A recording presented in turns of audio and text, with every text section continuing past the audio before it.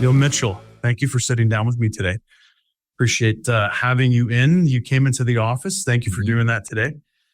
We need to do more like this actually in person. So Neil, you and I, we met probably 4 years ago, 5 years ago. I don't know how long. Yeah, I think I was trying to reflect on that myself on my way over here. I think there was a connection through Holt.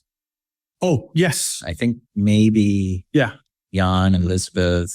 Yeah. Some functions around that. I'd seen your name because it was sort of, I think, going into COVID or sort of around COVID. So you were very visible virtually and digitally. And I think I probably picked up on, I'm a pretty curious person. And as some people know, and I tend to go down some rabbit holes. So, and I think it was through my connection in with Holt that I met you virtually, because there were a lot of virtual things going on at the time. And then they had an event in Montreal. Yes. And that's where I physically first met you, in person. Yeah. Yeah. And that's probably 2, maybe 3 years ago. Isn't that funny that, I don't know about you, but I've lost track. There's some relationships that I developed virtually during COVID. And I lost track of who have I not met in person yet? And that's still like a pretty extensive list for me. I don't know if it's that way with you, but and you and I also met up in Toronto, broke bread, which is always good to do. Yeah. I've learned a lot about you, Neil, over the years, and you've shared a lot on the personal side too. So I look forward to in this discussion, getting into, business lessons, talking about all the growth opportunities coming out of Canada and just internationally and, in the Insurtech space. But I think there's also some personal lessons, that you can share that the audience are certainly going to benefit from. I think anybody who has a pulse or a heartbeat can certainly benefit from some of the things that you've shared. So, I'm really looking forward to unpacking that together. So, well, that's great. Yeah, let's do it. I guess. All right, let's jump into it. So, maybe we could start kind of from the beginning, and not when you were born. And if you want to include that, feel free. There's a time limit. Yeah, that's right. Yeah. But what I was thinking is, just you've had an extensive, accomplished career in the insurance space, and I think. I don't want to speak for the audience, but I know about your time at Marsh. And I think, how many years were you at Marsh? A long time. Yeah. 27 years. Okay. How did you get into the insurance space? Maybe start there. Yeah. And talk about, because I'd like to kind of talk about, I think it's very relevant, your journey through the insurance space in your career. And, there was an inflection point at Marsh, I think, which will probably bring us into a new topic as well. Yeah. Yeah. I'll try and keep it relatively short. So my introduction to the commercial insurance industry came through a really good friend of mine, a high school neighborhood friend of mine, Robert Redmond. And Robert's dad was a very, very senior insurance broker leader in Canada, ran several national insurance brokerages. And it was often on a summer evening. They had a beautiful dairy farm in Vankleek Hill. And I'd often find myself on their front porch in the evening, either planning to go out with Robert or just enjoying a great conversation with Robert and his dad. And it was really through those conversations, because I was sort of at that point in my life and coming up towards the end of university. I didn't, like anyone, didn't really know what I was going to do next. And it sounded intriguing. It wasn't my first go-to job coming out of university, but I always came back to it. And then, as some good fortune would have it, Robert's older brother, Peter Redmond, senior guy at J&H, senior guy at Marsh. I was introduced to him, and then through Robert and his brother Peter, I started being exposed to all these big personalities in the commercial insurance industry. And I was like, intrigued by the personalities, the stories, their persona was. There's a few of those. Yeah, are just legendary. And, but also about the business itself. And I had this sort of notion that, I was taking my Canadian securities course and I was thinking, I want to be in, Bay Street and playing in that world. And I went for a few interviews. They didn't pan out for me, and probably for good reason. But what I was attracted to was this concept of deal making and creating. And it was really, the stuff you don't know about insurance. Yeah. Like you think auto insurance or life insurance, but corporate insurance, commercial insurance is pretty sophisticated business. And what I was starting to get attracted to was this notion of creating things and creating solutions. And you were actually an insurance broker. Yeah. Was actually being the creator of insurance solutions for their clients. Yeah. And I sort of stumbled into this large account space. So now you're talking about property towers of hundreds of millions of dollars, primary excess, quota share, stop loss, aggregate protection. Yeah. Then you sort of dribbled into the reinsurance world. Yeah. And that just sort of, and then one day or one moment I went, okay, I got to get in there. And so I went on probably a year journey, going to interviews, meeting people. And then finally I got, I guess, lucky. And actually a person who lives not far from here on Lakeshore, Phil Kane, who was just an amazing insurance professional. He, I guess, took a liking to me, and I got into a department that he'd created, which really was a catch for all of the tough, hard to place, difficult risk across Canada. So you got exposure to domestic insurers, you got exposure to international, got a ton of exposure to Lloyd's. Yeah. And that sort of got my career going. And then, I guess the rest is history.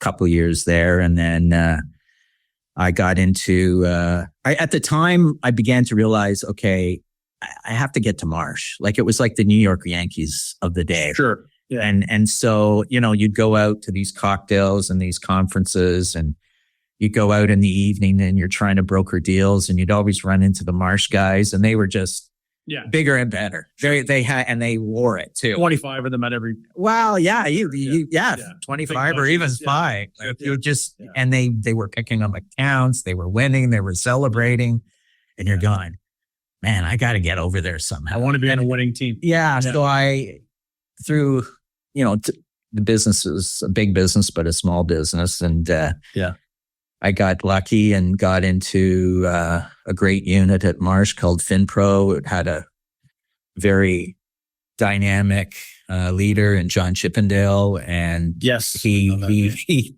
had a little bit of a rocket strut to his back end, and he was going like this. So that unit exploded in a good way, and out of that came some over time management opportunities, and one thing led to another.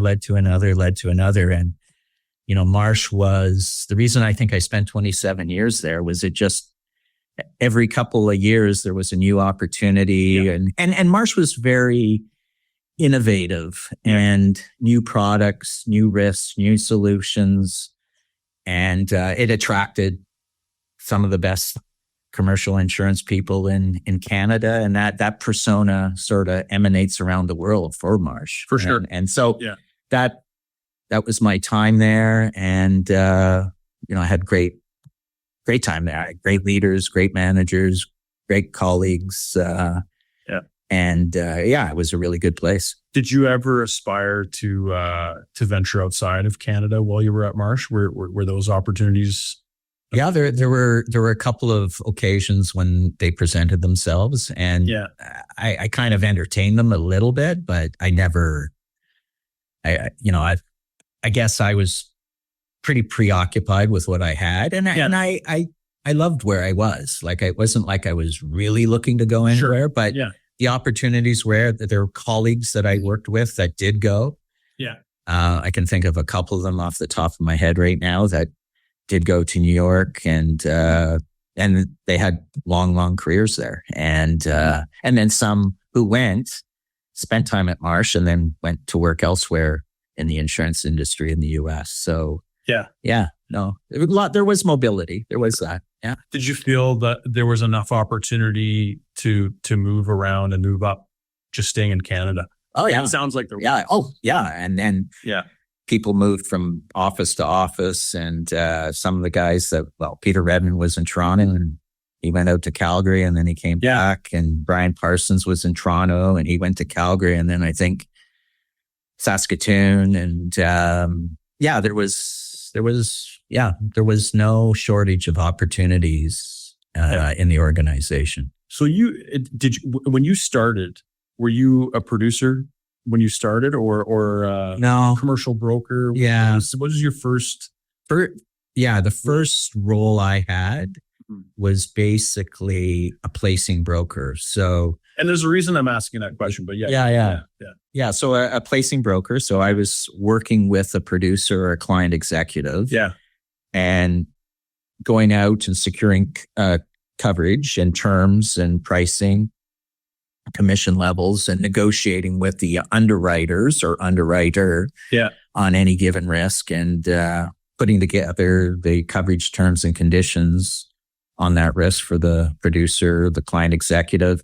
And at J&H, which is where I first started, there was a real delineation between placement and client facing, which was very different at Marsh, and which was sort of why Marsh, as I got to know the business better, I went, okay, well, there's more value if I'm the front guy dealing with the client, if I'm also the same guy placing the coverage, right? Yeah. So I think I just felt that you knew more about the market, you knew more about the coverage, you understand the ins and outs, and you didn't have to always say, well, let me write that down and I'll get back to you. Yeah. Like you knew it, or you could pick up the phone and call the person. Yeah. There was no operator in between. So, but it was placement, and then that evolved into being the client executive over time. It started with a very small book of small accounts, and then that became a bigger book. And then over time that became bigger accounts. And then I started to get an opportunity into the program business world, associations, groups, and predominantly in the area of professional liability. So that sort of took me a little bit in that direction. But I was always in the client capacity, acting as a placement broker. When you got onto some very large global placements, then you did have more of a specialization around the placement function. Sure. Yeah. But the client executive was still in those meetings. So it wasn't like there was a separation of church and state. Yeah. So because at the end, when it gets to be like international, you're probably dealing with more reinsurance and well, not necessarily me. I mean, on the treaty side, reinsurance obviously is a big part of that. But for me, it was always on the primary side. I got exposed to the reinsurance actually later in my career. Okay. And more along, it was more unique and one-offs. Okay. So it wasn't really part of day to day, but you did have to understand it because the insurers that you were doing business with had those treaties. Yeah.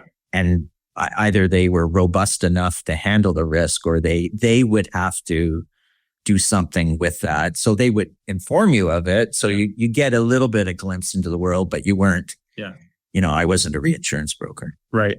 No, and I meant more like interacting with reinsurers to place risk. But so, and what I'm trying to establish is like the arc of your career. So, the last days at Marsh, what was the highest level that you had achieved?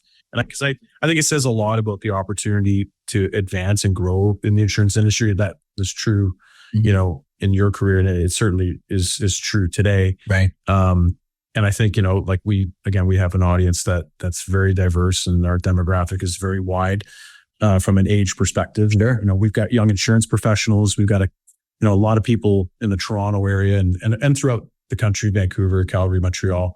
that are in their early 20s, and might be where you were when you were coming in and doing placements. So where did that kind of level off for you at Marsh?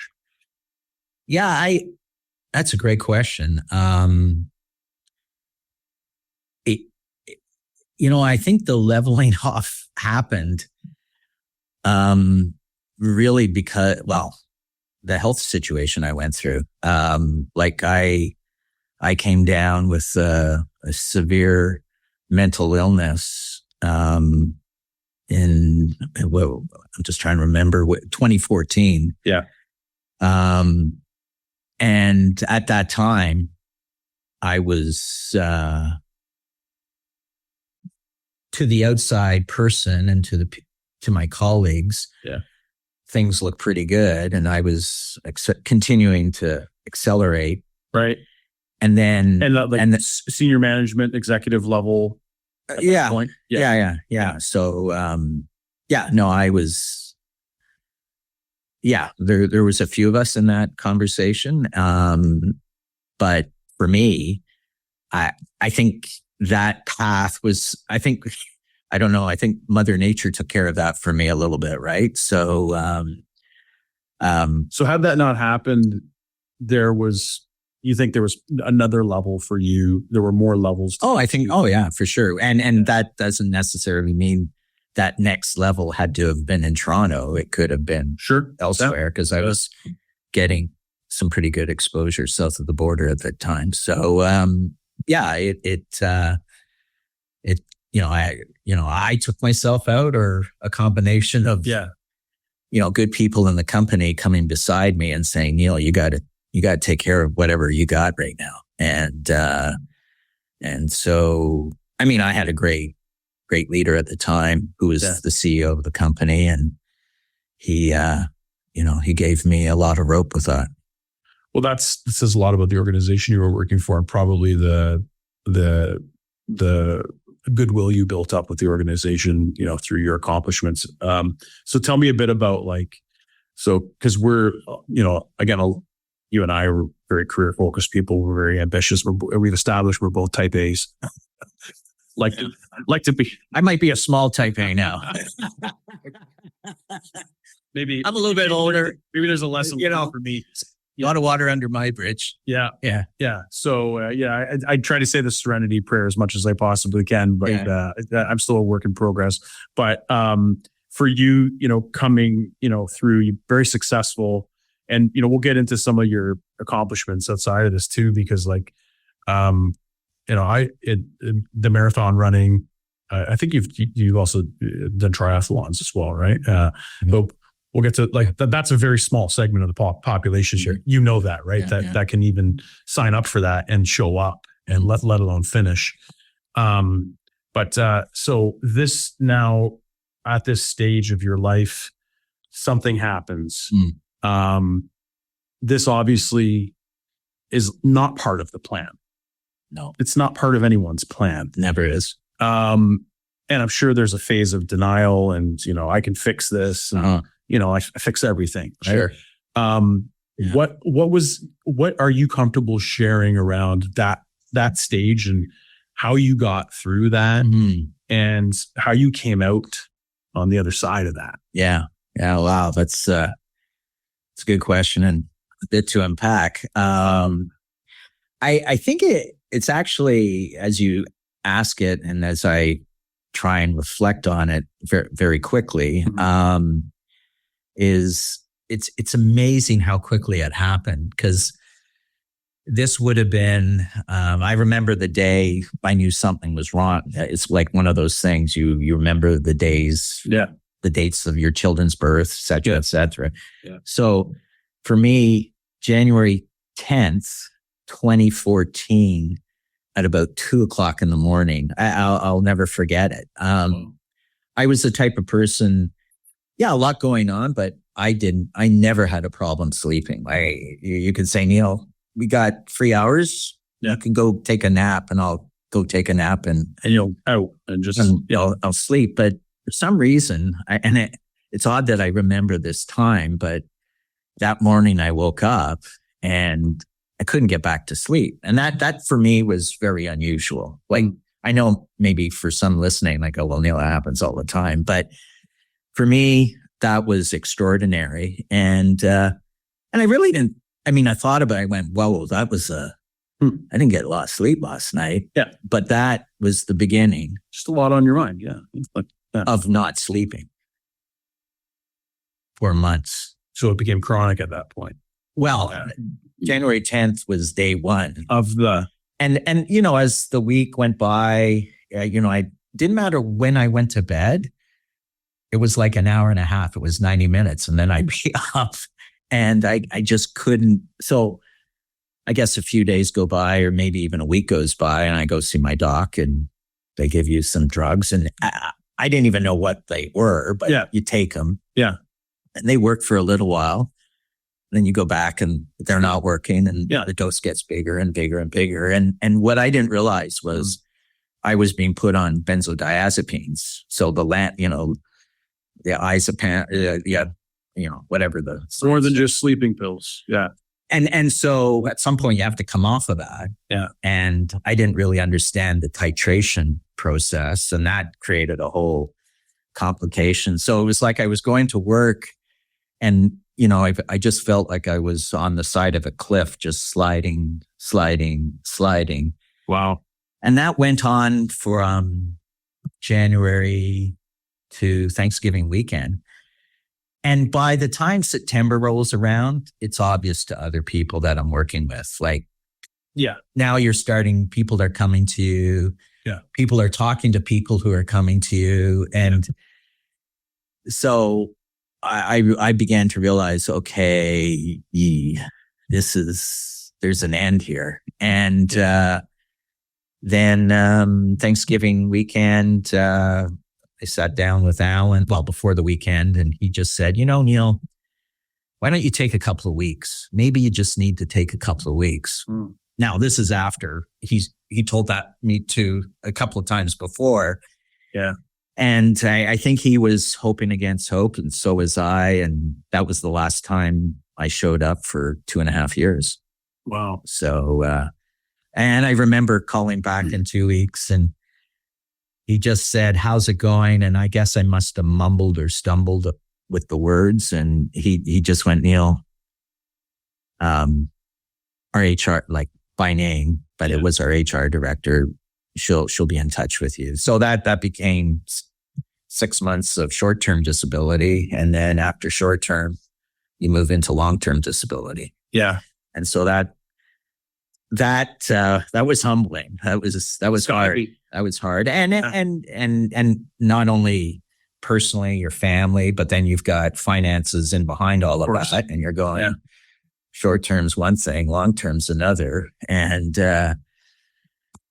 so that's probably the Coles Notes version for you. Yeah. But maybe there's some questions around that. But that's sort of the time frame and you know, there are a lot of stories in between the beginning and the end of that. Yeah. And the good news is, I mean, there's good news. The good news is I got healthy. Yes. I got back and I was able to, you know, ride up the elevator, to the Marsh office 2.5 years later. And they welcomed me back. I had a great job.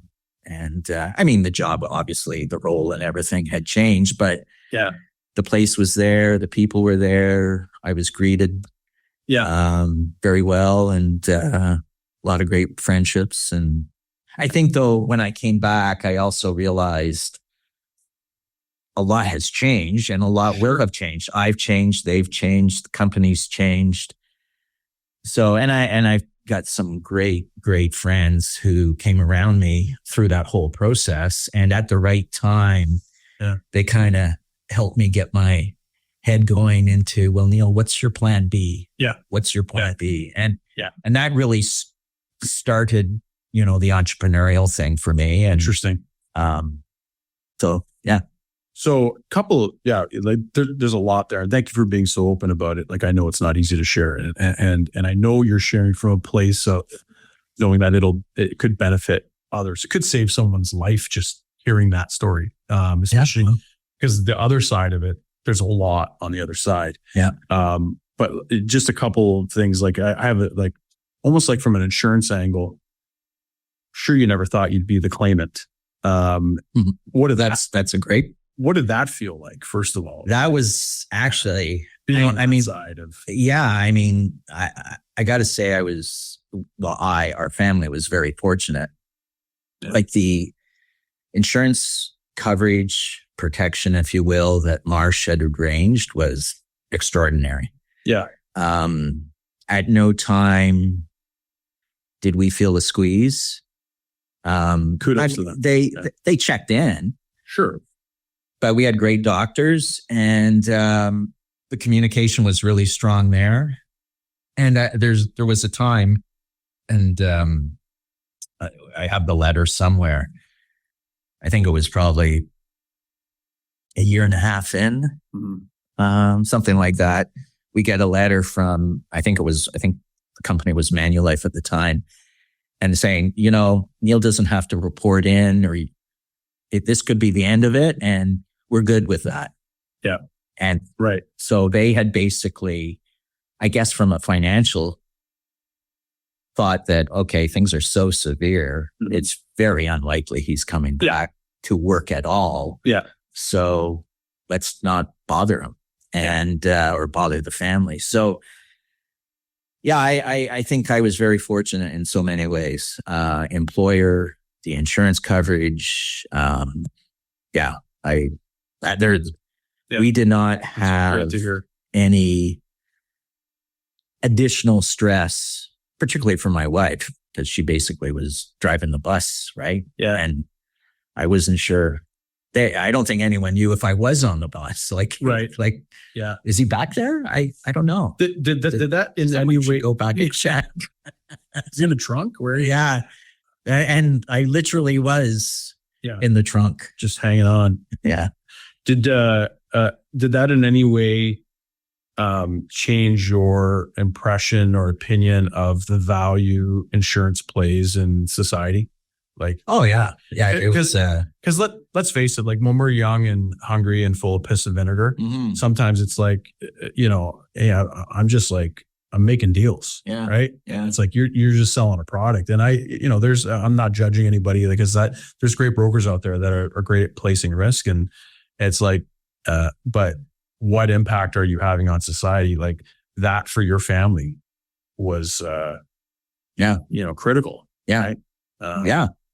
For sure. Yeah. Like in the context of the role of insurance and in my life in that situation, or anyone's life, or a fire in a house, a car accident, building a business being lost, business interruption, these floods, these storms. Yeah, it's a noble profession. It's a noble industry. It's a noble profession. Yeah. And there's problems. Sure there is. And you can focus. The media is good at that. They're always going to highlight that. And some of it for a really good reason. I mean, it's terrible what happened to the CEO of a insurance organization. Yeah. But it's underneath all of that is a bigger issue, and those things have to get attended to. So insurance is not perfect. No. But it's pretty darn good. Yeah. And for the most part, it is good. Yeah. And it is, I really stress the nobility of the industry. It is a noble industry. It's there. It's designed to help. That's right. That's the promise. It's been commercialized in many ways. Yeah. Yeah. But as you go back in time, it's community. It started with a hat, right? Really, like pass it around. Look at the farm. Needs help. Needs help, right? I saw it firsthand when my cousin's barn got burnt down, and predominantly an Amish community came around and rebuilt the barn. Yeah. And so like that is the essence of insurance, the contribution of the many to offset the loss of the few, although the few are many sometimes. That's when the business side has to go, well, there's many contributing, but there's many losing. So we have to make some adjustments here. But I can't say enough about the industry and my experience with it. No, that's Both professionally and in my personal life. And your personal experience being on the other side of insurance. I'm going to pivot a little bit to coming out of this though, we as ambitious professionals, we build up a lot of self-worth around our career, our accomplishments. And I'm sure that, I don't want to put words in your mouth, but that day you walked back into Marsh and you stepped off the elevator, did that feel like a restoration of your dignity or a moment of redemption or Yeah, it was a scary day. Yeah. It was, a little bit of me didn't want to do it. A lot of me wanted to do it. Yeah. But wanting to do it and actually doing it, it's, not to exaggerate a word, but I would say courage. You personally have a moment of courage, to yourself anyway, right? No one sees it. Yeah. But you actually talk to it as you're riding up the elevator. Yeah. And then boom, it opens and you walk out you just one step and all you need is a smile, right? And there were a couple of smiles and okay. Yeah. And then you finish the day and you come back the next day and one day comes a week and 2 weeks, 3 weeks. And before long you're in meetings, you're contributing. Yeah. You're a little bit off on some things because you've been out of it, but I think it's, this happens in life and business and sports. Yeah. In a lot of, none of us are immune to it. Yeah. You're all made out of the same thing at the end of the day, right? Yeah. I think, I think for me, I had motivation, not so much personal. There was some of that, but I really, when someone goes through any kind of situation like that, could be cancer, could be kidneys, it could be heart disease. I think there's a point in it. You kind of go, well, why? What's the purpose? There's got to be a purpose to this, right? Or you'll manufacture one anyway. Sure. And for me, I got 3 kids, and this is 2014 through 2016 and a bit. Yeah. And what can I give them out of that? Right. Yeah. And so what's the greater good? What is there something, parenting's a tough job and no one gives you a manual on it. But you do look for moments that you can sort of pay it forward. Sure. And for me, getting back was something maybe I could give them because they're going to go through hard times. That was a lesson. Yeah.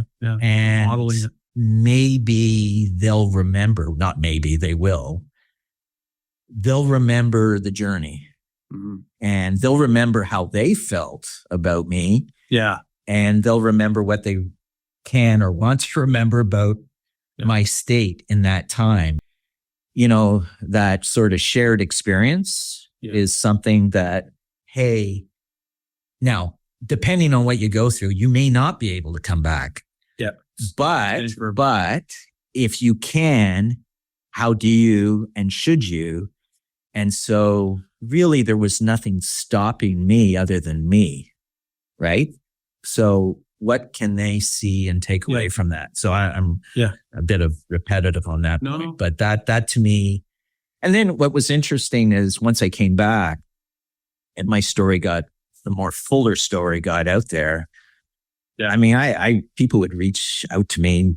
I remember meeting a husband and wife at a Tim Hortons, and they wanted to talk about their teenage son, who was going through mental illness challenges. And so I would often get these calls or reach out. So I'd show up. I'd always say, listen, I'm the patient or the survivor. I'm not the doctor. Yeah.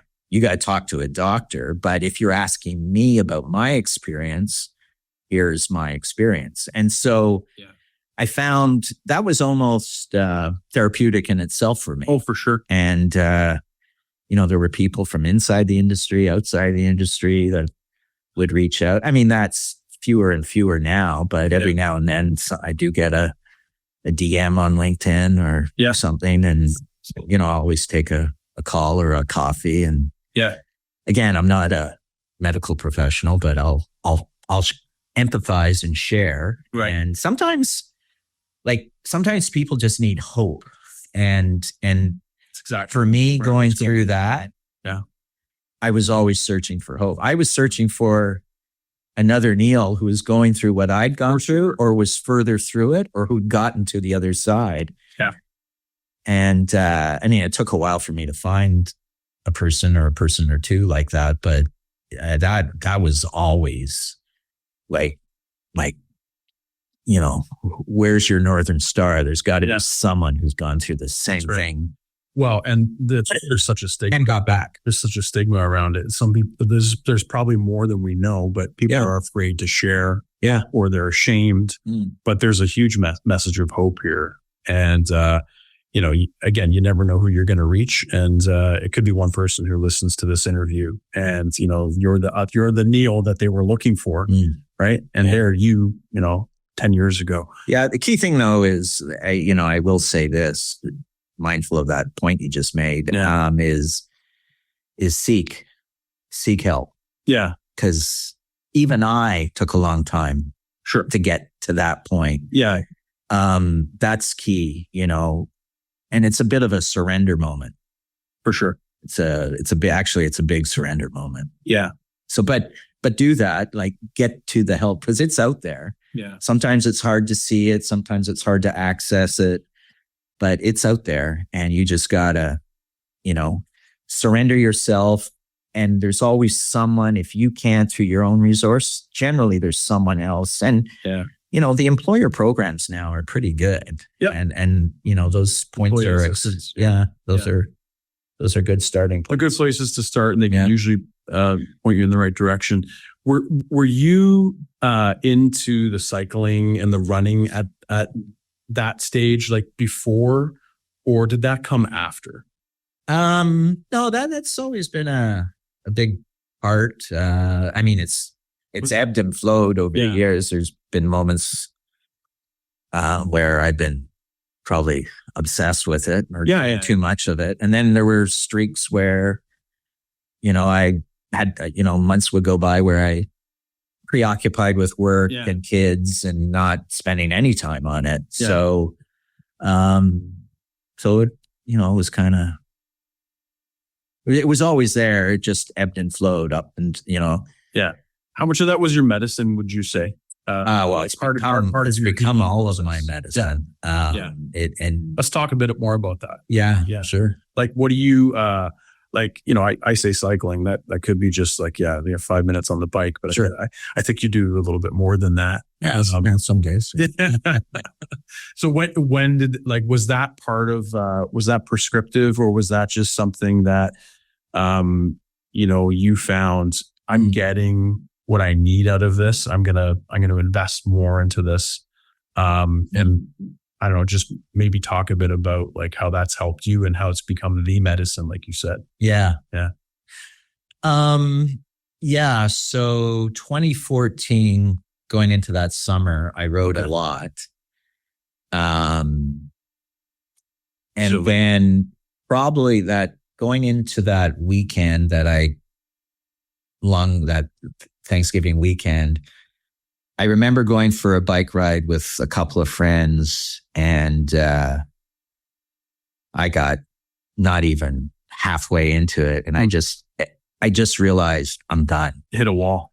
And I just said to my friends, I said, yeah, you guys go on. I'm heading back. And I literally walked the bicycle into the basement, into the furnace room, and I didn't touch it for 18 months. That's crazy. Yeah. So I remember the first day I got on it. When I was starting to come back from the illness. And but it was the coming back part that I realized that while I was going downhill and still riding, the getting out of it would be a big part of it. And what happened for me, part of the magic of getting back was medication. But there were so many different cocktails of medication that didn't work. And then the one that seemed to get me back with the lights started going off in the brain again. Yeah. It came with side effects. And one of the biggest side effects was weight gain. So I'm barely 5'9". I'm maybe 5'8 3/4. Right. So I was up to like 225 pounds. Okay. So it was like, but it was helping here, but I was just like, I was watching myself grow. Right. It was, Yeah. I'm not a big guy. Yeah. Well, I was becoming a big guy. Right. And there I was pounding away on the bicycle and I was going, okay, this is not good. Yeah. It doesn't make sense here. Yeah. Well, it makes sense in many ways. And then, you go back to the doc and he said, well, there's a drug for that. And I'm going, okay, so there's a drug for a drug and it was just going, man, can we give it one more shot? And they said, well, there's some risk here. You could go backwards. And I said, well, let's, I'll be in every week or you give me things to prove it. And so it probably took a good year titrating off the medication. Okay. Slowly losing weight and then getting to a level where I didn't need to be on the medication. Oh, that's fantastic. But physical exercise became pretty key. And whenever I wasn't doing it, not every day, but if I went, a week or two without it, like that was a warning sign. Like, that's not good, Neil. And so, you have to be very self-aware. Yeah. Well, and very disciplined. When you've been in the hole. Yeah. You don't want to go back. And I'm not saying there were clear moments because I did struggle with weight coming out of that, which I never struggled before going into it. Right. So I get back, I'm riding, running, going to the gym. And then this past summer, I did my third full distance Ironman. So in Lake Placid. Wow. That's amazing. 17 years after my second time doing it. But yeah. You did it. Yeah. Probably like 2 times more than like most humans. And you're probably like in like 5-10% of the population that actually signs up for something like that. It's probably a smaller number than that. Yeah. That's incredible. And like, I don't propose to be an expert in this space at all, but I know there's lots of material out there, a lot of studies around the impact of exercise and the endorphin release and all the chemical hormonal activity that happens as a result of exercise, regular exercise, and how important that is. And it's so inspiring to hear that because like there's so many people in society today that are medicated and like some need it, right? And for some that's what needs to happen, and it's the biggest blessing in their life. But it doesn't not all solutions come in the format of a pill. I think that's a great takeaway, right? And I mean, I do want to make sure we're not prescribing that. Like, no, like, I do like those things that are bad, but that combination of pills, was probably what got me going again. Yeah, like that was the jump start. I gotta almost like I gotta make that point should not be lost either. No, it's like for me. I'm glad you said that. Yeah. And I ended up having this amazing psychiatrist. And it was him and his lens and his experience and his technical, medical skills and his diagnostic skill. Like he knew and he understood the pharmacology. He understood my chemical, electrical stuff going on. And like he was the one, the others didn't figure out what he figured out. Right. So I was a good little guinea pig after a while. It's like, but what he did was remarkable. Yeah. And it was medical and there was therapy involved in that too. But the chemical thing had to get sorted out. And he got me back to a point where I could now start doing the things I used to enjoy. And then one day aspire to going, you know what? I'm going back to work. Yeah. Call in. Yeah. What? Yeah. Yeah. Oh yeah. Let's get a date on the calendar. Sometimes it's just like it's the little things. There's a lot of metaphors here in your story, like going up the elevator, stepping out, taking that first step, accomplishing little goals. Yeah. Right. Yeah. That is the building blocks to achieving the big things. Right. And I think athletics, sports, having healthy routines like that in your life, those are all building blocks for, success in other areas of your life, whether that be your family life, your business life, et cetera. Just being part of, being a well-rounded, joyful human being on this earth. Right. Yeah. So there's a lot there. And, I wanted to kind of take that into, so, you've found your medicine, you went through this valley in your life, kind of back on the upswing here. Yep. Rediscovering now, okay, what's the next chapter for Neil? Mm-hmm. And I think you said there's around 2016 time frame.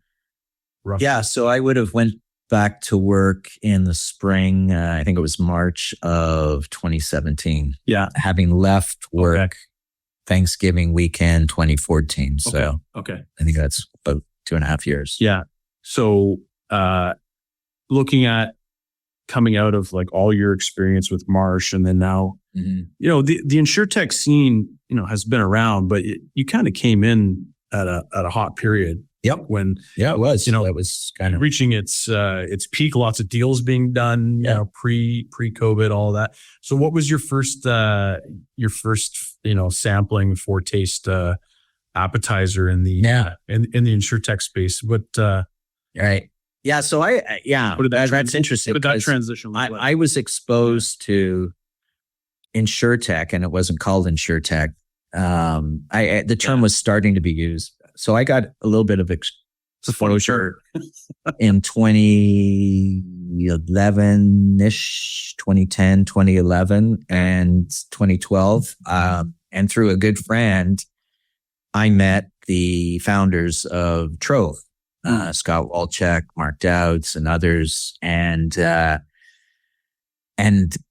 for whatever reason, I ended up spending a fair bit of time with them, introducing them to people in the insurance community in Toronto, but also in New York through my time, your Marsh connection, my Marsh relationships in New York. And that kind of illuminated that world a little bit to me. And I sort of hung around that 2011, 2012 time period, and then maybe a little bit into 2013. So I had some exposure to that. And so it was more of a curiosity thing. It wasn't like, oh, I want to go build something in that space or be part of someone building something. And it was more just, oh, this is interesting. This is curious. Yeah. I tend to be a bit of a curious person, so I'll go down a bunch of rabbit holes on that. New wave of innovation. Well, it was and it wasn't.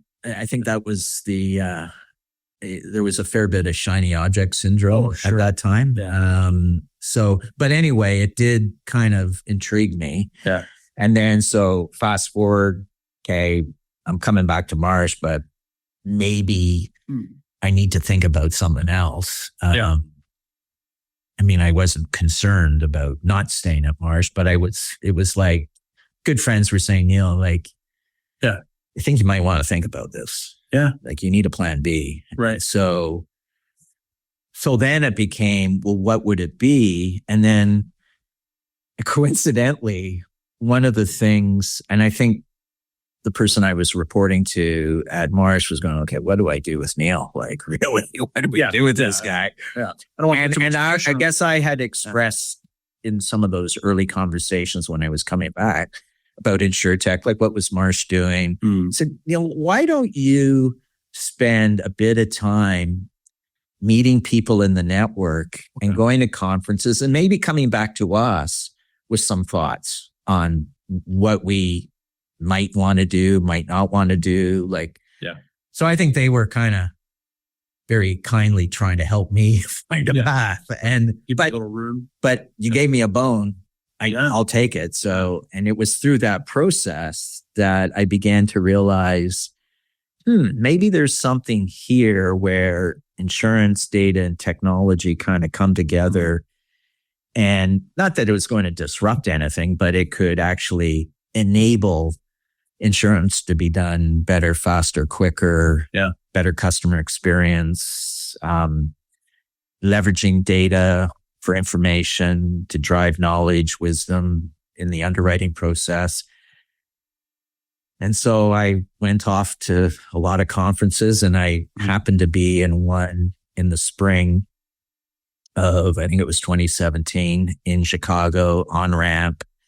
And that's where I met who would become my business partner, Tyree Burks. Okay. He being the founder of Players Health, and me wondering, okay, maybe there's something here. I mean, I was rather intrigued from he had built an injury management, abuse incident reporting application. And so let's call that a SaaS, an application of sorts. There wasn't any visibility on the insurance. And I remember saying to him after his pitch at this conference, I went up to him afterwards and I just looked at him and I said, do you know what you have here? And he looked at me and said, no, I'm hoping you know what I have here. And I said, well, listen, if you're interested, if you're prepared, I'd like you to come up to Toronto, meet some people, and let's talk about what you have today and what it could be tomorrow. And that was the beginning of the pivot to an insurance MGA specializing in sports, youth sports. Yeah. And the rest became history very quickly. That's incredible. And that one, not bad for your first bet. Because I think there was a recent, it was more than a bet, a public announcement. Yeah. So what, how? I think more than a bet. I think the first couple of checks might have been bets, but how did that change your life in the moment? Was that like I'm all in, and you and that question. That became like your new focus, where you put a lot of your energy into? How involved were you in the infancy stage of Players Health, would you say? Yeah, well, first of all, I don't want to mislead you, or the audience for that matter. Tyree Burks and the business, the incorporated entity had been around for quite a few years before that. So he'd been on his journey. My role, I think, if we look back at it, my role was the catalyst for change. And to take the business to a place where it could be a business. Yeah. And where it could have commercial value, enterprise value. Yeah. And so I saw something, he obviously saw something in me too. Right. And I think we were able to, and I say the word we, there were a lot of, interesting enough, Canadian insurance execs, insurance entrepreneurs, past, present, former, who came in as investors, early stage investors. So I went in and a number followed. And I think that just gave, the cushion for the business to start trying to figure out what it needed to be and how it was going to get there, and actually get it to a point where it could actually go raise professional VC money in the form ultimately of a Series A. So,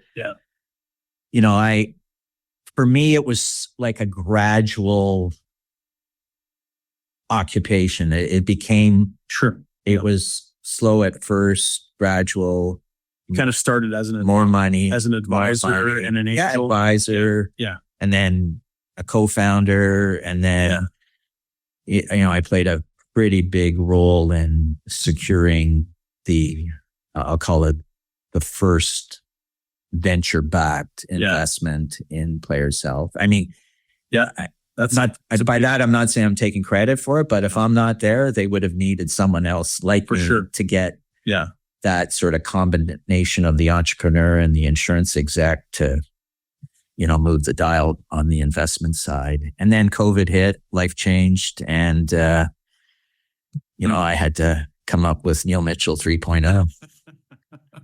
So you at that stage, did you? So you obviously, circumstances that the whole world was going through at that time certainly resonates with me. I started my business Crash Bay in 2019, just before the pandemic. Wow. And a lot of the things you're saying about, there was a company there before, maybe a product, some ideas, but the commercialization, the turning point, that's kind of where you came in. That resonates with me too. There's a lot of similarities where I met some critical people along the way that helped us get to that next stage, and we would not have gotten there without them. Yeah. And I, as a founder, and once you become a co-founder, there's a blood oath. You're in, like it. Oh yeah. No, for sure.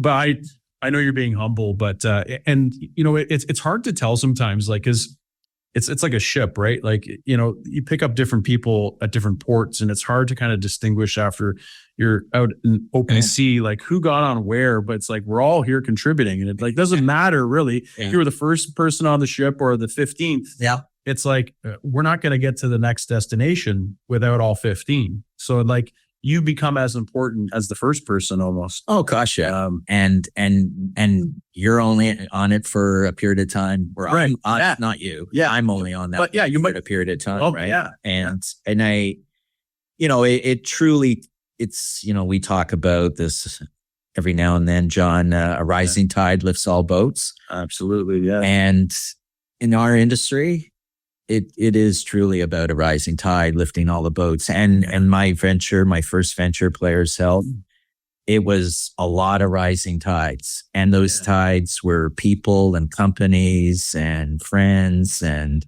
advice. Some of it was money. Some of it was business relationships. And it's not about the size of the check. There's a saying, you get no capital, you get a return of capital, or you get a return on capital. Yeah.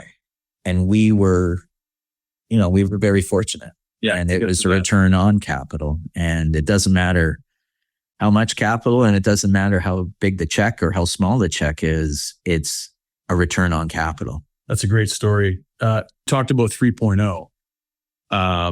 Because I know there's other portfolio companies that you've gotten behind and that you've supported in different ways.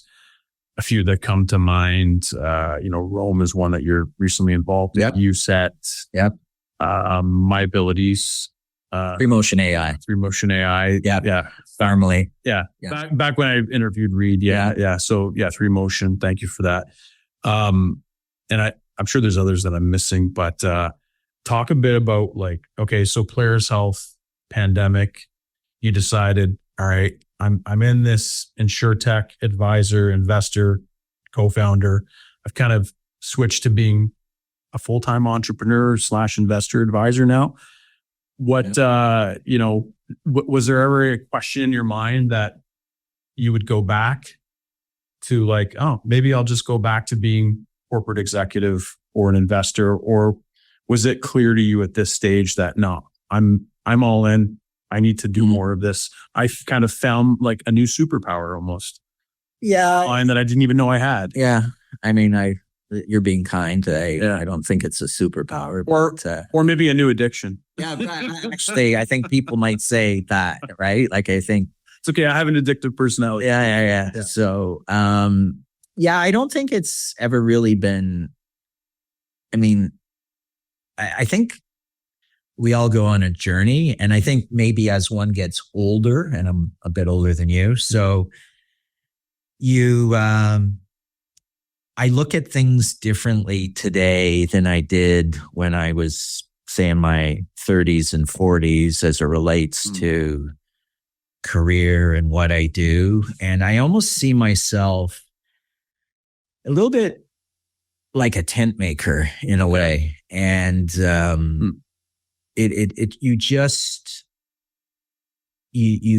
think for me, just being attentive to opportunities but being very clear and intentional about what you want to do with those opportunities. And so I think this world of, call it early stage investor advisor, I mean, that's got a bit of a shelf life on it because you can only put so many checks down and then your utility is done. Yeah. Now your value is how can you contribute to what you've invested in. Right. And so there's that. And then the corporate side, I consult and I enjoy that. That keeps me kind of involved in the corporate world. Yeah.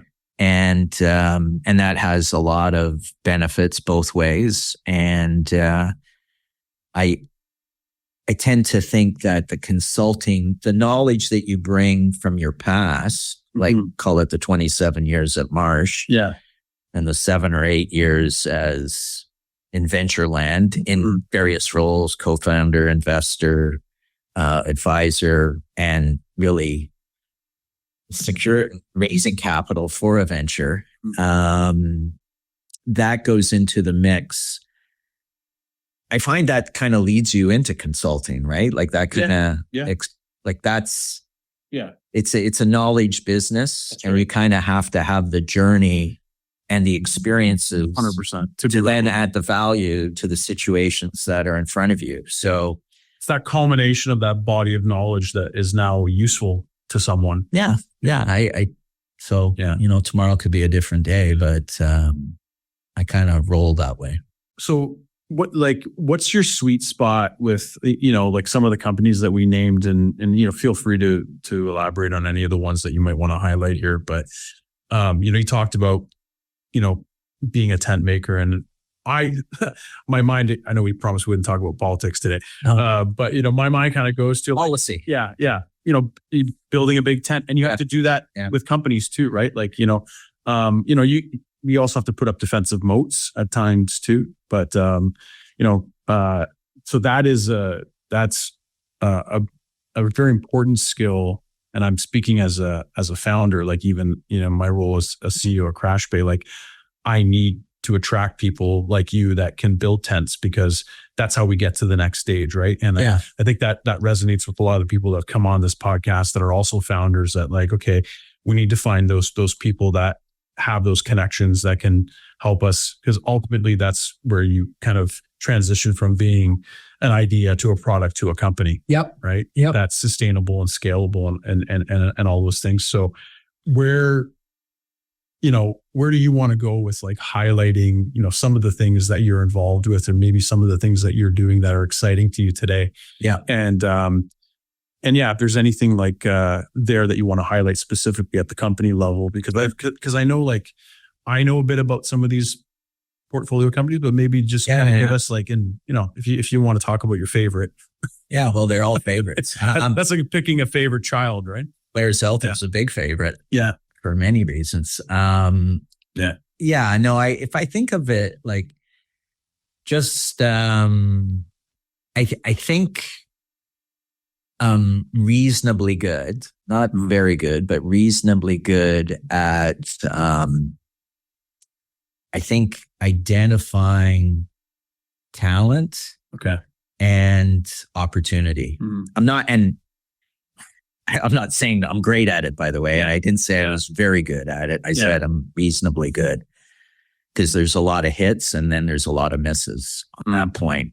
But I think the hits have been more than the misses for me so far. Yeah. And I think I kind of stumbled into it with Tyree, because what I saw in him was an exceptionally smart, gifted, hardworking, and articulate individual. You're always looking for, okay, what's special here? Yeah. Yeah. And just the scrappiness and the grit. Yeah. So when I sort of look at him as a profile of a founder, now what he didn't have, I mean, he had his personal experience with the business and the struggle, and that has great value too. Yeah. Then you sort of take that, and then you start looking at these other ventures that I'm involved with, and I look and I see people in another venture who it's their first venture, but they bring a lot of domain experience. Like they know the business like a mechanic knows the car. Right. Yeah. And that person then is solving for a problem, right? Yeah. And that person has similar attributes as the first person I described. So that runs through all of them. That intentional hard work, sacrifice, grit, and actually very good with people, like relational skills, like very exceptionally good at that. And so you keep going down the line, and then you come across the next one, and they have that, but then their difference is it's not their first rodeo. Yeah. And the previous ones have been successful. And but there's a common denominator there across. It's like, so I kind of look for that. And then underneath that or below that or above it, whatever is next is, do they have any revenue? Sure. Yeah. And is it month over month, year over year? And how much money have they put into the venture, and who's on the cap table, and who are strategics, if there are any strategics? Often there is. And you dig through that cap table and you ask a lot of questions, and you find out, oh my goodness, that person wrote a check, and they're an advisor, and you meet with them on a regular basis. Oh, okay. So you tend to go my first VC once said to me, Neil, the difference between venture and private equity is venture. Well, we tear the rear view mirror. Well, there is no rear view mirror. Like it's all about out the front window. Burn the boats, as you say. Whereas private equity, you got 5 years of experience, 10 years of financial statements, and you can financially engineer or re-engineer something. Venture it's all about going forward. Right. Yeah. So, that forward mentality. And so, I could ramble on about there's the commonalities of them, and, what to look for in your due diligence process. I think there's I would say that at least those, and I can think of others, but probably don't have enough time for that. There's a level of relentlessness that needs to be there, and you said scrappiness, and I think it's hard sometimes for founders to get out of that scrappy mode because they're so used to doing everything from taking out the garbage to doing the finances, the marketing, the pitching, and everything in between. And then as it becomes a bigger company, transitioning out of that into more of like a senior leader role that can go down into the weeds when they need to. But you said something about like when you were talking about the common denominators across the board. And I'm really interested to get your opinion on this. In the Insurtech space, if they're true Insurtech, you get a lot of technical founders who may have the domain expertise or even be like a coder, and have that skill set.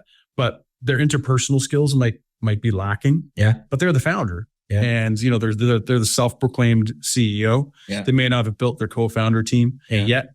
Have you come across any of those where, and like how important is it to have that self-awareness, do you think? Because can you be successful in this space without the interpersonal skills, do you think?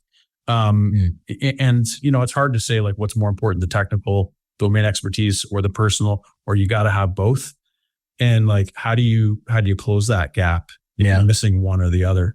What do you think? Yeah, I guess someone who has, if you ask this question to probably someone in a venture firm, they'd have a better answer on this. They just see more stuff, more deals, and do more deals. I think like what I've gotten involved with and will get involved with in the future is, I don't know if it's been self-selected or I don't really, I haven't had to ponder that too often. Okay. And I think it just because if I think of those ventures that I'm involved with, they I wouldn't say they've nailed it. They got their shit together. They tend to they're doing a really good job. But doesn't that speak to they're the importance of building? really good at what they do. But does that speak to the importance of I guess what I'm getting to is because there's this vision of the Superman CEO or the superhero CEO that has it all together and it can do everything. And I don't think that is always the case and always needs to be the case. But I think the non-negotiable for me, at least, and what I've seen, sitting in my seat, not just as a founder, but as a, Insurtech community organizer, right, is that if you don't have it, you got to go out and find the people that do and build that bench around you, that co-founder team, and then empower them to be good at. I mean, that comes that there's different courses for different courses and different parts of the journey. I think that the challenge for a founder of a venture is kind of knowing when the dynamic of that team needs to change, and maybe themselves, to be honest with you. I haven't seen that, but that's been my limited experience. But I can see as a business goes from 0 to $1 million ARR to 3 million to 5 million to being, very regional, to being national, maybe being outside of country. Yeah. You're just going to have to naturally bring in team and members. And then depending on the composition of your board, how diluted the founders have become, then the board may be saying, hey, we still want you, but we need to hire this 20-year experienced individual who's been doing this for the last 20 years and does it really good. And we need to do this to get it to the promised land, right? Yeah. And that's just a natural evolution in any business. So the challenge, I think, for early stage to mature stage is that journey. And as a large company goes through it, a very small to a very large company will go through it at some point. I just haven't seen that yet, right? My experience. You said something. I'm not saying it doesn't exist. I haven't gotten there as an investor. How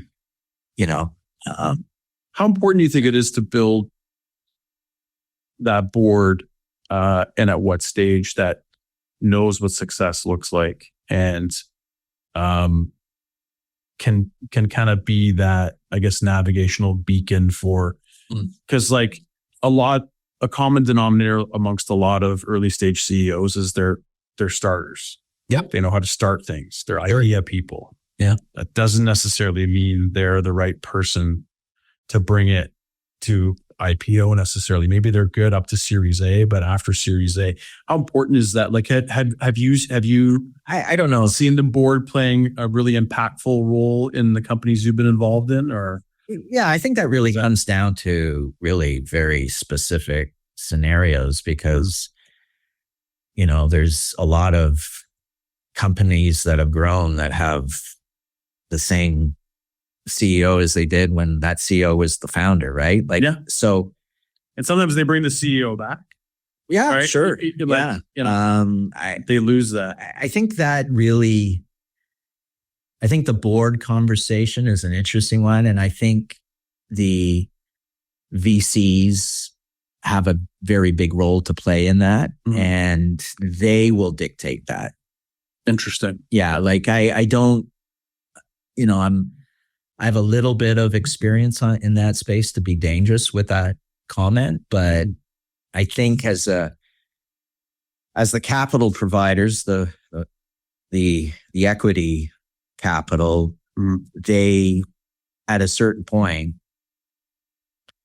they're either hitting those marks or they're not. And either you're the guy or you're not the guy. And if you're not, who is? And if you're really important to the business, i.e., not to talk too soft, but like the spiritual leader of the organization, maybe we don't want you to leave. We got to keep you because we like you being out there, but we really got to run this with a guy or a girl who has the chops and has done this before and does it every 3 years.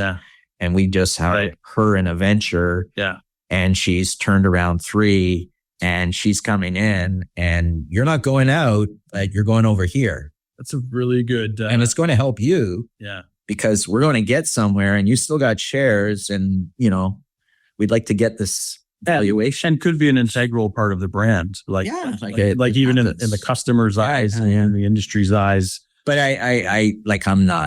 that's not my world. That's a good level or two above where I like to play. I think it's, you know what though, Neil, I think it's good perspective for you to even share because this might be things that, I wasn't thinking about those things 5 or 6 years ago when I was starting my venture. I was just thinking about getting my first customer. Sure. Right. And bringing that first dollar in. Just to shift gears here, maybe to kind of start closing things off. I'm really curious, we've gone through the arc, the origins in the insurance career, and then, the personal, mental health crisis that you've dealt with and, how you worked your way through that. And then, going back into, the office, starting 2.0, your journey into Insurtech, which kind of started with Players Health, 3.0 started, expanding your portfolio. What's next for you? And maybe we can think about also your point of view on where do you see this industry growing and, how optimistic are you about, the growth here just in this industry, but, maybe in Canada as well, but start wherever you want. But I want to kind of maybe close off thinking about what does the future look like? Yeah. I think the future is bright personally. Yeah, I know it's very bright. I mean, when you think of insurance, and I'll be specific, commercial property and casualty insurance. Sure. I mean, it has, it's got it has a growing TAM. Risk is all around us. We've got new risks. We've got, and that's the amazing thing about commercial property and casualty insurance is everything's changing. And there's that requires insurance capital, that requires brokers and MGAs coming up with new products, new solutions. So I'm a real biased person on this, but to me, this industry, the commercial property and casualty industry, is dynamic, innovative, creative, and it's actually incredibly financially successful. You look at Marsh's stock price, you look at Aon's stock price, any of the publicly traded insurance brokers, there's a reason why. And then if you look at the private guys, whether it's the small guy around the corner on that street or a regional or a national or an international, privately owned, they make a lot of money. Yeah. They make a lot of money. Right. And there's a reason why they make a lot of money. So there's a lot of risk. There's a lot of risk and there's a lot of brokers. Yeah. And they all somehow are able to make a lot of money. Interesting. Yeah. So it's a very creative, intellectually creative business. You don't want to have a talk about commissions, do you? and it's a very financially successful franchise. So it's a beautiful thing. And I think it is. I think maybe it's a good reason, maybe it's a bad reason. It's too bad that more younger people don't realize that because, as the joke goes, we all kind of fell into this industry. That's right. I had Most of us. I had the good fortune of having some friends help me fall into it, but I think it's like you can be so successful in this industry dealing with a niche, either an industry like a type of business niche or a coverage niche, D&O, E&O, environmental, professional liability, cyber. Yeah. Like I started in the business when you had a difficult time selling environmental liability and D&O. Right. Now it's like buying your CGL policy, Yeah. right? Like it's you don't have it? Yeah. Like you need it. Yeah. So there's just this ongoing, everyone's talking about, not everyone, but a lot of people are now talking about parametric. Yeah.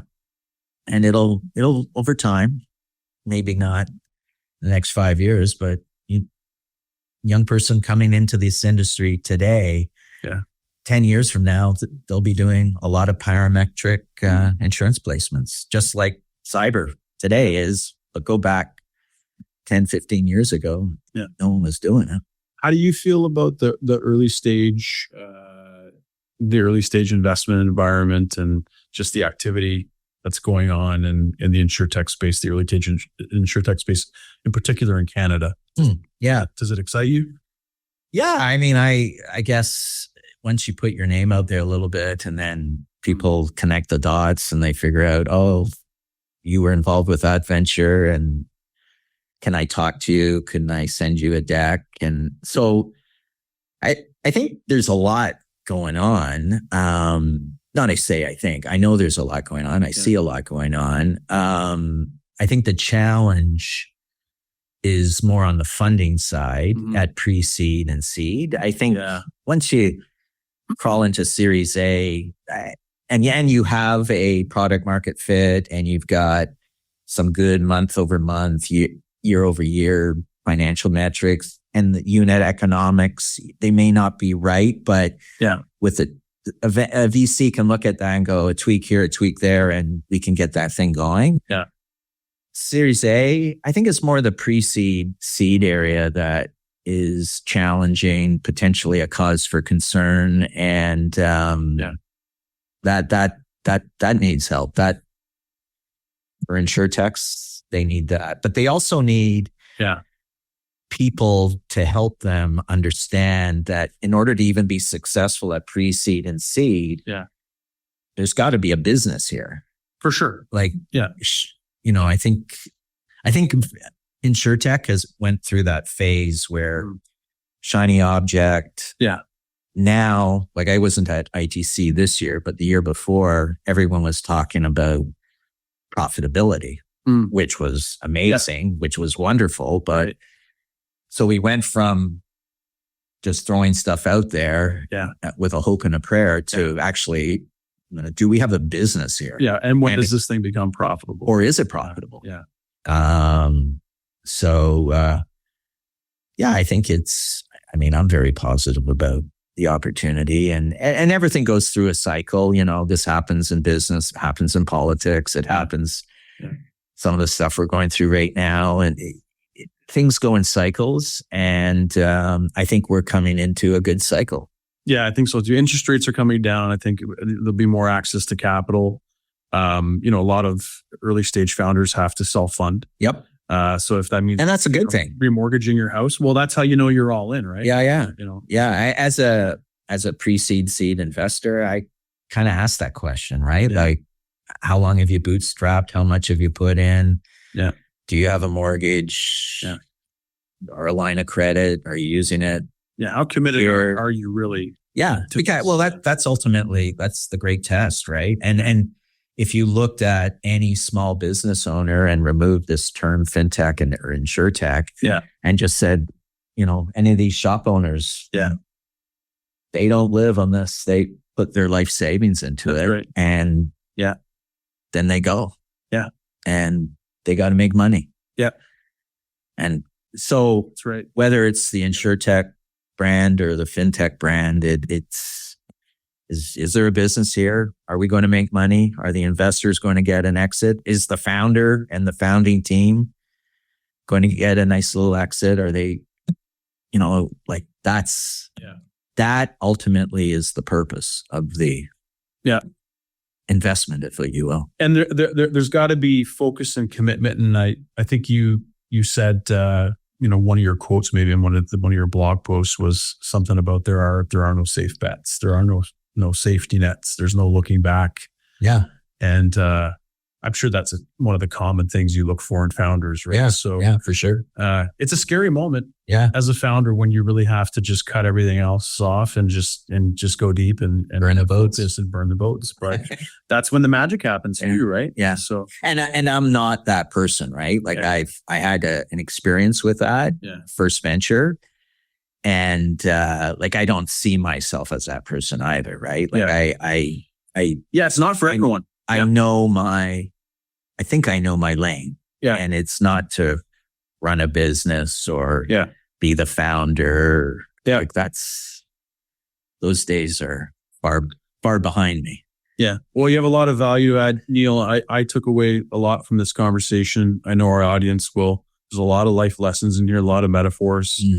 I'll go back to one of the comments that you said earlier in the interview about, I think you were just talking about cycling and, you're going down that hill, but you eventually got to get up the hill. Right. Yeah. So, you've kind of, you've left us all here with a message of hope. And I think it's really appropriate here that you were able to come out of a pretty deep value, and there's a message of hope right around Christmas, right? So we're meeting on December 20th. It's a great time of year to talk about hope. So thank you for everything you've contributed. Well, not just to the interview today, but to the community here in Canada and internationally. Well, and thank you, to exchange a little bit in that, you've created a forum, a community, and it's cool that so many people have been around this mic with you. And I want to encourage you to keep it up. I know it's extraordinarily hard. Father, husband, got 4 kids. Yeah. You're building a cross-border business. You're waving this flag. So, chapeau. Thank you. Thank you, Neil. Merry Christmas. It's a pleasure. Merry Christmas to you too as well. All right. Thanks again, Neil. Yeah. Appreciate it. All right.